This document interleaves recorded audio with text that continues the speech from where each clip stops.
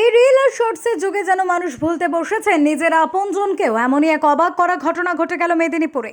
Reels তৈরি করায় নিঃস্ব হয়ে দাঁড়িয়েছিল স্ট্রিট। রিল বানিয়ে তা লাগাতার পোস্ট করতেন সোশ্যাল মিডিয়ায়। এই নিয়ে স্বামীর সঙ্গে অশান্তি লেগেই থাকতো। সেই অশান্তি চরমে পৌঁছে বুধবার রাতে। শেষমেশ স্বামীকে স্ত্রী স্পষ্টভাবে জানিয়ে দিয়েছিলেন তিনি রিলস তৈরি করা ছাড়বেন না। রাগে দুঃখে রাতে গলায় দড়ি দিয়ে আত্মঘাতী হন স্বামী। পরিবার সূত্রে জানা যায় 18 বছরের বিবাহিত জীবনে 2 সন্তানকে নিয়ে সুখে শান্তিতে ছিলেন দম্পতি। হঠাৎই অশান্তি নিয়ে হাজির হয় রিলস।